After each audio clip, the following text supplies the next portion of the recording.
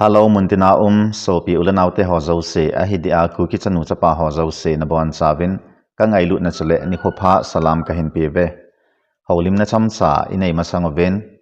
muntina ku kichanu chapa ahidia simlai chapang ho tu kum sang ni som ni lagu ma class 10 le 12 exam pi di hozo se keima akonin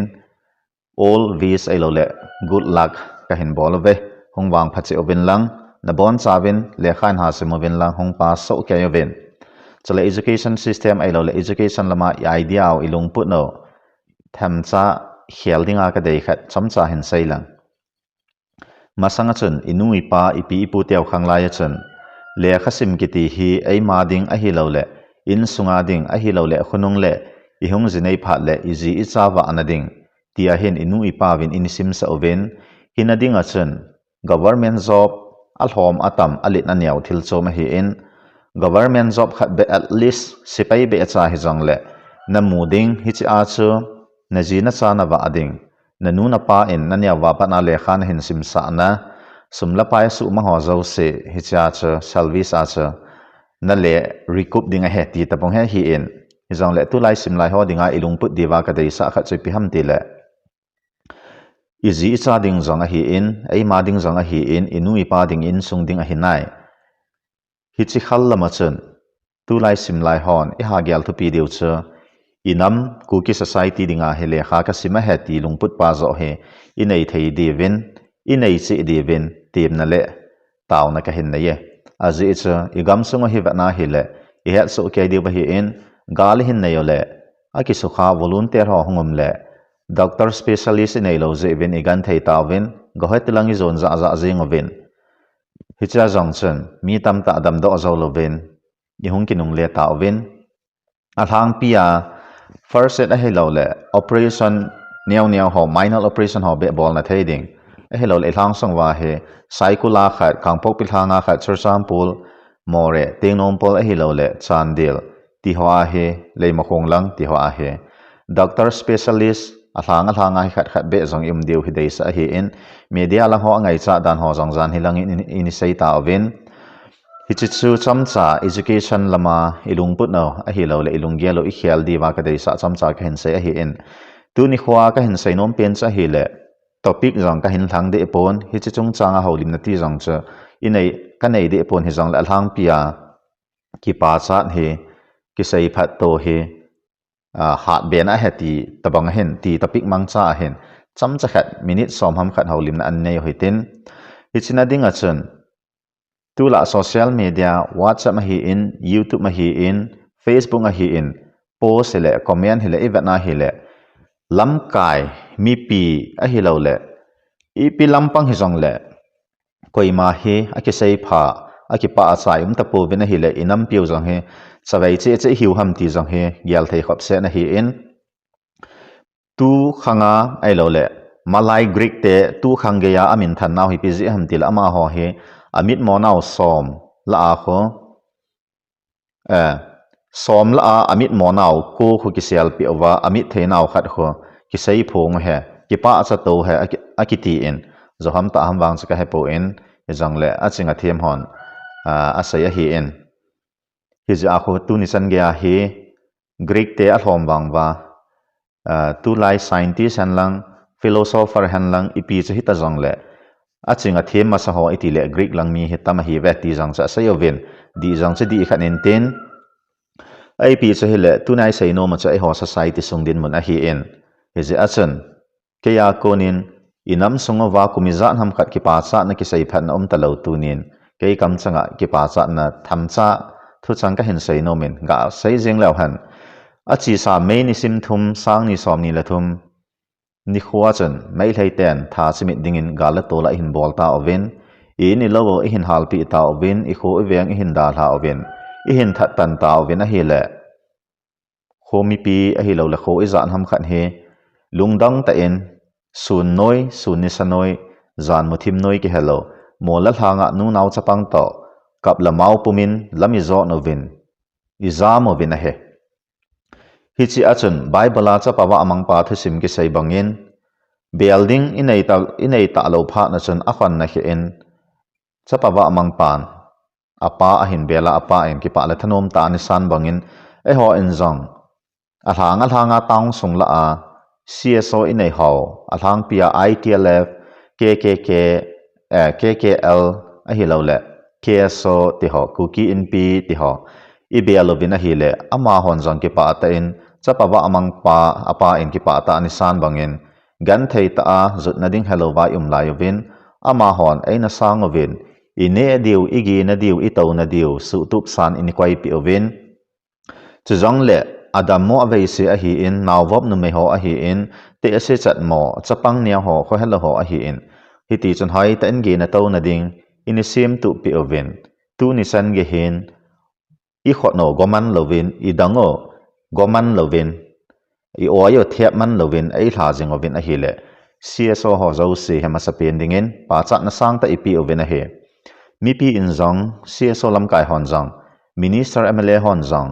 ai lo le holam kai ho hi zong le koi chi zong le su khili nei su ke ve hi zong le tu nia athang pia i topic ngo ta ki to a ki pa cha ni hat na a he ki sei phan hi hat na a he ti banga cha a phalam zinga i hung ki holim diu hin tin hi banga chan kei zong ga lai ta chan churcham pula kan umin zan khowa de su ni thum ke ti ho hin ambulance agingin ade NKKL te hi aki ha peovin ambulance adam mo asa ana apo ovin athi amang jang a ovin amuna pana hospital apana in mun gei ti ho gam thal nai la hi ti sana ki peovin je chan atum be NKKL ho chunga jong hen ki pa thu isayovin a he chujang le volunteer ho isai se ovin a hi lo le thal choi ho gam nga apang ho idam ovin isai se ovin tu lai ta hin chujang hi i ha sei mama ovin tu ni san gya frontline dunga khosong aki hal dinga lom izan ham khat bitna na the hi volunteer ho thal choi ho zala hi in mit mo na tam ta nei jong le vai ge yo jong le betal le the nevel kiti tabanga sapten munizan ham khat cha phat homin thung thei ta hi jong le munizan ham khat ma cha hu bit no a hi in a hu bit zo le ho thu cha isayo le iki boi boi jeng di wa hi in hi cha sa nga cha a hu bit zo ho thu cha sayo hi te ti jang cha hi in chata la ama ho pan la na zalin ama hon gam ki tup ta inga pi na zalovin mai hlei ten a hal ha sa kho iza nam khat zong i le lo thei ki ta vin a hi le thal choi ho volunteer ho sam hanlang sam saw hi zong le ama ho zo si chunga ki pa na i phong ki novin pa cha na zong i pi ki novin a he chata le mi pi zong ki sei ngai ta in lam kai hon tu ni san ge ya hin za noi hi zong le se pe ho ta ki no to diu he ti le adi in nu naw nu mei nu pi te ho nu nga ate ho hi en thasilo helin mol kal na di han lang lam len pang hi zong le se pe ta ki no to na di lam kai hon na hin ko vole hi ti chan thanom ta bangin na hong chom do ovin a hi le nu me ho changa zong pa sa na ipi win ki pa thu i sei win cha ta le as a whole hin public zo si chunga ki pa thu hi sei nom khat ki no cha hi le tu ni san gi hin CSO lam kai hon hi chiki lai khom na ka hepoi cookie organization for human rights makai na hanlang ITLF women wing makai na hanlang a hello le KSO makai na hanlang cookie in pi a hello le hi ti a cha e pilam pang chi jong le nam pi ki phin na ding rally protest sit in protest a hi in lam zui na ding a hi in e pi bol li cha hi ta jong le mi pi a hin min pha achanovin mi pi hi asang aza asim se pai tin di hi han mail hei tum di hi han a hi lo le government center government ho ilung thlai lo na vet sa na di hi jong le program a hin gon ho hi thase lo helin tu ni san hin asang aza ini pangjing bin a hi le mi pi ho zo se chunga hin ki pa thu keima personal in ka hin sei kin in a he chujong le ka pa chat na ta khat cha ku kinam mi pi te ka sei phat nom na la ka pa chat nom na ta khat cha hi le manipur sunga hin za thum chi thum nam thum i chang oven mei te ku ki an naga i hi ove hi chi a hin a hat mo pen a thasam pen i pilam pang hi jang le thagaw lama hi in ta asalama hi in sumla pai lama hi in politics lama hi in i pilam pang hi jang le spiritually politically economically a hi lo le hi tia cha i malam zo sia he a thasam pen te hin gal ho pen jang hi ovin hi chia hin tu ni san ge hin manipur government ko ma jang ki thopi na ikila apo ovin central government ko mazang ikila apo ovin lam kai hon a hin go na wa neo ki mu ho se pe ho a ko na hi in elo le hoi lai la ma cha sponsor hong ho cha hung a hi ta in tu chung ban chali tan boin a chen li ta na tang khul ho mai hlei la za ma vin mai hlei te a ko in a ki tho pi ovin ma hon ki tho pi hi ozong le mi tham cha a hi na ba na wa tu chung se gal zam hi vin ama hon sum la pa in ki mang chao zong le ki mang cha khop lo de wa hi e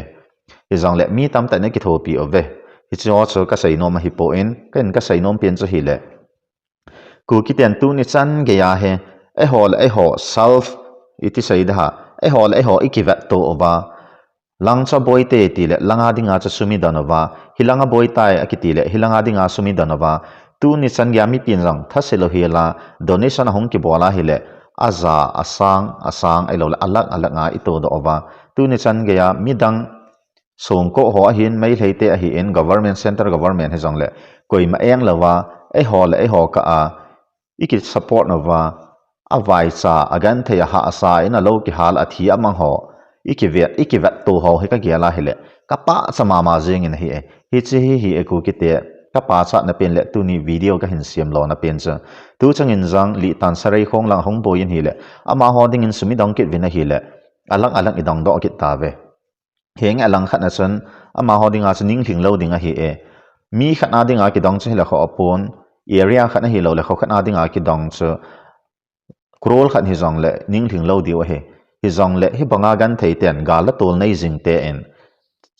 som ni donation ho che va na hi le zakhat to zong ma hi e a hlom me ta za chalowa ki phalam lowa i nei kham hin se khom wa gan thei ha sa te dinga i hin to khom wa e ho hung ki vat pau he ka gial le che he ku ki nam pi ka pa chan mong a hi e hi cha wang hin salut wang ka bol mong in a he tu ni chan gen jang tha se lo heli ni pang na la yovin ITLF women wing in jang lam kalanga tu la to he li tan sari khong langa dinga donation a bola hin kuki student organization cycle in jang a bol jing la hi in hi cho a hen mi pi hon jang inam sungawa ha asat gan thei pe na hi tabanga donation hong ki bol ho dam mo vai se na han lang ipilam hi jang le hong ki bol ho hi ni zo kham wa som ni hi jang le ina ki thopi jingowa ki thopi na he itha se lo devin ka hin tem kit na he idia ki si na him na thil pha bol je a ki ti film khat jang o men a tho hoi mama oven hi chi ho inigel da ova itha asam ko ma jang le hi chi idia ki si na him ti dialogue ho inigel da ova pan pi ngai te pan pi na ini pi jing ding ovin jang nami pi te ho tip na le taw na ka hin nei kit na he ke sei ding alom hi jang le hi chu a hi in tu ni kho a video ka hin sem lo na nom pen cha hi le tu ni chan ge ya avai cha pen te agan the ha sa pen te gal ho pen te ku ki te en tu ni chan ga midang e khat half zaw lo wa midang ki thopi na zaw lo wa e ho sung ki ka a i ki tho to wa nei lo sa a i ki wa to he ka gyal le hi se ko ha ma ku ki te ki ngai lu poi te ding khanin hin sei ta to hi cha he bang nga ki ngai lu a he hoi la he ama abo ei la ei ka a cha neo iki ngai lut wal ji wa cha iga aki sei si ji thu a hi in ka bol pe o via nei le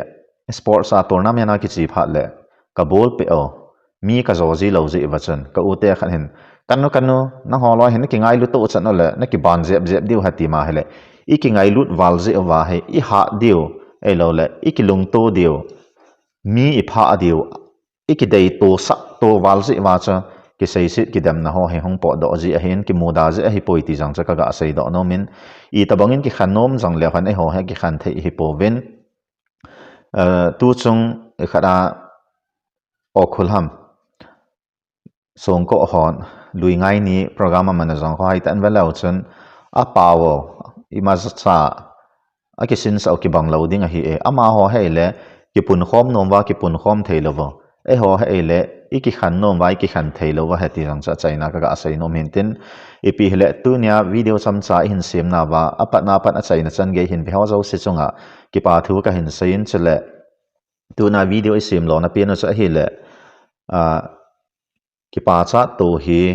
ai lo le ki sai phat to hi hat be na a hi ti pa cha hi in hi je chen tu nin khwa ki pat na hen lam kai lami pi ki ka azang ki pa cha na ki sai phat na he hong pun be che han ti jang he kinap naw hi in hi ji isen a chai na khi ading en ku ki te zalen na kol ni no hong so na dingin pathinin ku ki nampi pi jing taw han ti so ka hin sei do anom he na che wa adam sel selo heten aban video a ki moto ki no he te ka ki pa e